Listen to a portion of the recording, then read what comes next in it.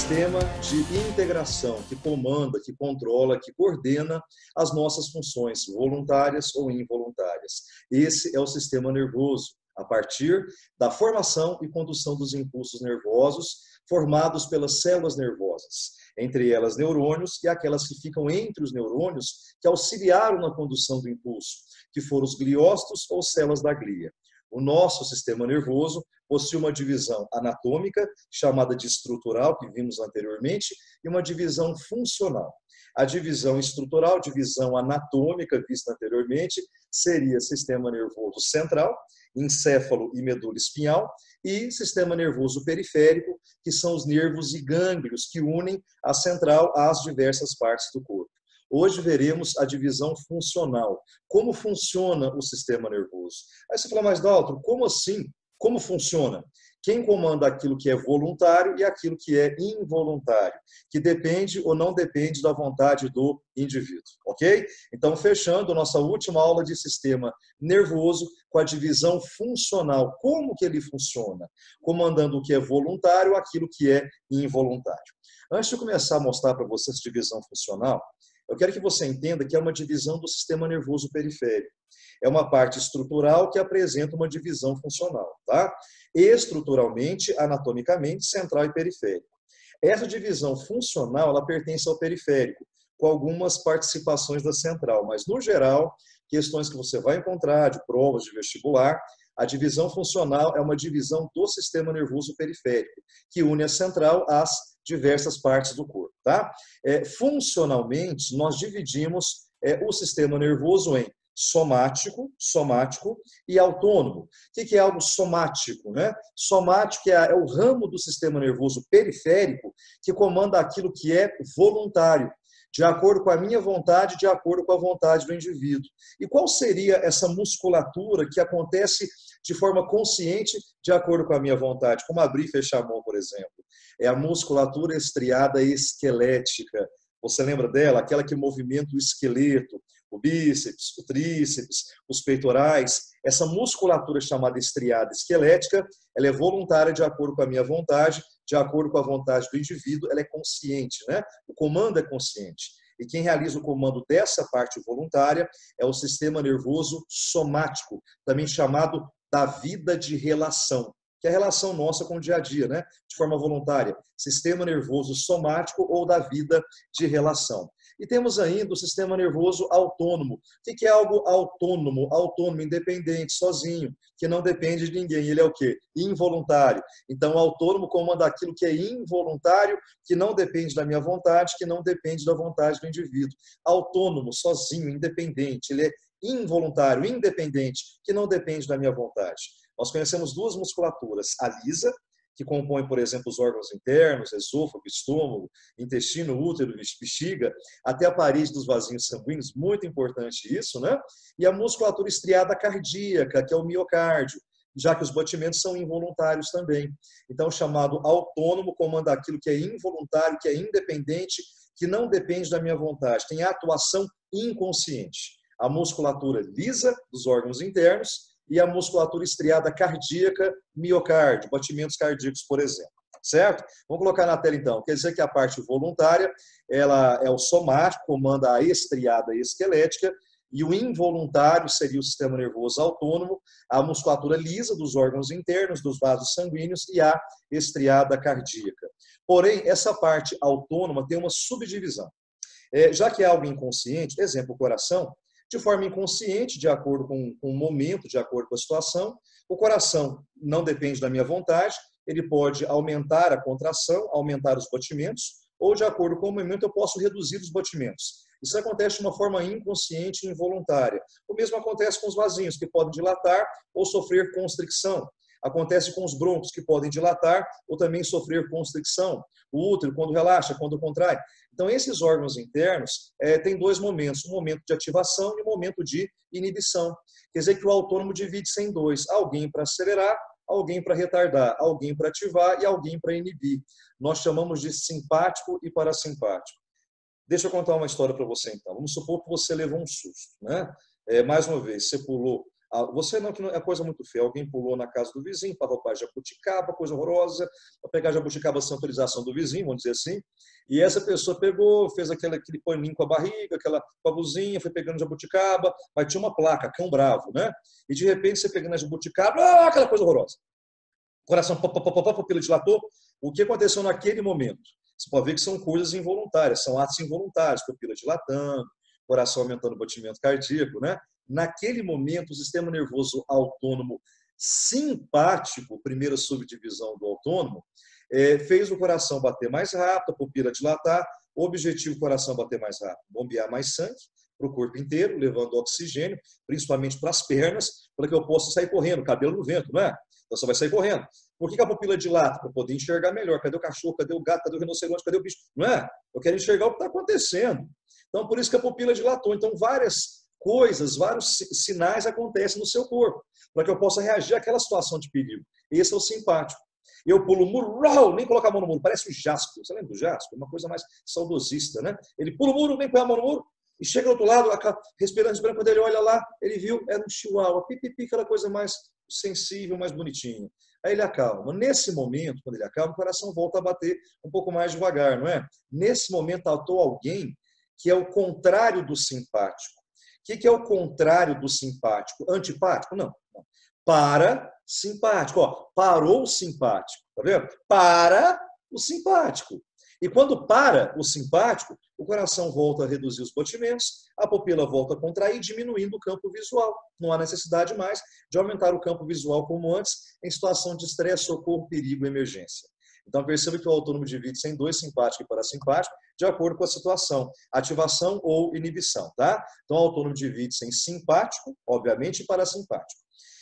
As atuações que eu comentei com você sobre coração, pupila, dilatando, contraindo, se deve à ação hormonal. O simpático e parasimpático atuam liberando hormônios na corrente sanguínea.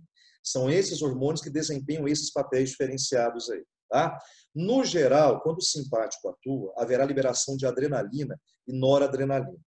Quando o parasimpático atua, haverá ação da acetilcolina.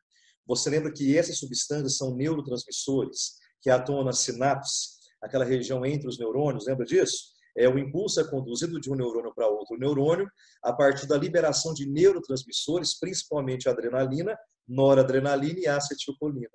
Predominantemente, quando o simpático atua em momento de estresse, socorro, perigo, fuga e emergência, o simpático atua nesse momento, haverá a ação da adrenalina e noradrenalina. Quando o parasimpático atua para o simpático, parou o simpático, é quando você se acalma, vamos dizer assim, atuará a acetilcolina, certo? E muita coisa vai acontecer. Vamos numerar na tela o passo a passo de cada função dessa, tá? Quer dizer, quando o simpático atua, a principal ação é da adrenalina, e pode ser da noradrenalina também, predominantemente, e o parasimpático a acetilcolina. Eu quero que você entenda que vários órgãos obedecem a essa ação do autônomo, simpático e parasimpático. Eu vou colocar na tela, já coloquei, os principais órgãos, estruturas e partes do corpo que aparecem em vestibular. No final, eu vou colocar uma tela com todos os órgãos internos, para que você possa enxergar como é complicado entender cada um passo a passo. Mas, como sempre, o Daltinho, ótimo coração com você, ótimo coração, eu vou te dar um macetezinho para você decorar mais fácil, para você entender mais fácil essas funções aí, tá? Como entendê-las um pouco mais fácil para fazer vestibular. Na tela eu coloquei coração, vasos sanguíneos, brônquio e pupila. São os 4 que mais aparecem em prova, eu te garanto. Sabendo esses 4 aqui, você faz qualquer questão. Não tem como você errar. Sempre aparece um dos 4, junto talvez com o outro, mas sabendo esses 4, em geral, que são dedutíveis, usando o entendimento, muita coisa dá para você acertar. Na verdade, praticamente tudo. Tá? Eu te garanto que você vai acertar. Certo? Basta entender. A ideia de decoreba, eu sei que a gente parte muito para isso, não é interessante. Eu coloquei esses 4, coração, pupila, vasos sanguíneos e brônquios, porque realmente levam ao entendimento. Esse entendimento é você acertar qualquer questão de vestibular, tá bom? Mas antes que eu continue, entenda. A parte involuntária, a parte autônoma, não é a musculatura lisa e a estriada cardíaca, não é isso? Existe um macetezinho para você entender regras gerais, que dá para você fazer qualquer questão de vestibular. E a regra é, o que a cardíaca faz, a lisa faz o inverso, certo? Exemplo, quando o simpático atua, liberando adrenalina, eu falei que o coração bate mais, né? Quer dizer que ele aumenta a função da cardíaca, mas inibe a função da lisa. Eu falei, quando você se acalma, o coração volta a bater mais devagar. O parasimpático, a acetilcolina, retarda o batimento cardíaco, mas ativa a função da lisa. Isso é uma regra geral que vale para praticamente todas as partes do corpo. E você não vai errar. Eu não sei porque as pessoas não enxergam isso, é tão fácil. Não tem que decorar tabela de órgãos internos, como aparece em materiais apostilados em livros, grandes tabelas, com órgão por órgão, ativando, inibindo, contraindo, relaxando. Eu não tenho que fazer isso. Basta saber que o coração faz, a lisa faz invertido. Tem exceção para tudo, mas regras gerais você não vai errar. Enquanto o simpático libera adrenalina, aumentando o batimento cardíaco, ele inibe a função da lisa. Enquanto o parasimpático, com a acetilcolina, retarda a função da cardíaca, ele ativa a função da lisa. Certo? Bem fácil de entender, não tem que decorar tabelas, passo a passo, é fácil de você fazer seguindo essa regrinha do Daltinho. Beleza? Agora vamos analisar passo a passo, coração, pupila, vasos e brônquios também, tá? Quando o simpático atua, a adrenalina, acabamos de comentar, o coração ele acelera os seus batimentos cardíacos. O objetivo, bombear mais sangue para todas as partes do corpo, para que eu possa reagir àquele momento de fuga, estresse, socorro, perigo, emergência, não sei, né? Quando o batimento aumenta, é a chamada taquicardia. Taquicardia é quando nós aumentamos os batimentos cardíacos. No momento de relaxamento, quando aquela situação de estresse passou, o coração, parasimpático, acetilcolina, reduz o batimento, viu? O parasimpático reduz a função da cardíaca. Ele volta a bater um pouco mais devagar. É a braquicardia ou bradicardia. Os dois são aceitos. Então, mais uma vez, durante o simpático, a adrenalina, batimento aumenta, taquicardia, aumentando o fluxo sanguíneo para várias partes do corpo, para que eu possa reagir àquele momento de perigo, de estresse, socorro ou emergência. Repetição, tá? Me acalmei, parou o simpático, a acetilcolina, braquicardia ou bradicardia. Eu diminuo os batimentos cardíacos. O que acontece com a pupila? No momento de susto simpático adrenalina ou noradrenalina, a pupila dilata. Objetivo, aumentar o campo visual para que eu possa enxergar melhor. Não é isso? Cadê o vampiro? Cadê a girafa vai me morder? Eu não sei. Então a pupila vai dilatar para que eu possa enxergar melhor. Então seria a dilatação da pupila. Quando você se acalma, parasimpático, acetilcolina, a pupila volta a contrair, volta a ficar menor. Não basta decorar, tentar entender que a pupila dilata ou contrai. Aqui tem nomenclaturas. A pupila, quando dilata no simpático adrenalina, aumentando o campo visual, ela sofreu a palavra midríase. A midríase é a pupila dilatada devido à adrenalina liberada a partir do simpático. E quando você se acalma, a pupila volta a fechar, ela contrai.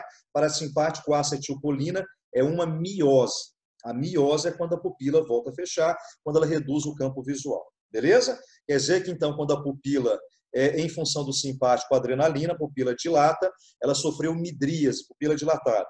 Parasimpático, acetilcolina, me acalmei, ela volta a contrair, volta a fechar. Quando ela volta, é uma miose. Vasos sanguíneos, espetacular. Eu vou lhe passar uma regra geral de vasos. Geral, porque tem exceções, tá? Os vasos em geral, de novo, simpático, momento de susto, estresse, perigo, socorro, emergência, fuga, eu preciso de mais sangue, mais oxigênio, adrenalina, noradrenalina. O que acontece com os vasos sanguíneos? Pergunta para você, é uma dilatação ou uma constricção? Na hora do susto, perigo, socorro, emergência. 5 segundos. Beleza?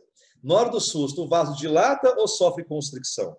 Alguns de vocês pensam assim, o vaso dilata. Se dilatar, passa mais sangue. É o contrário. O vaso sofre constricção, aumentando a pressão, aumentando o fluxo sanguíneo. Se dilatar, a pressão cai, então circula menos sangue. Pode perceber que a pessoa, quando está nervosa, estressada, minha pressão está alta, estou nervoso.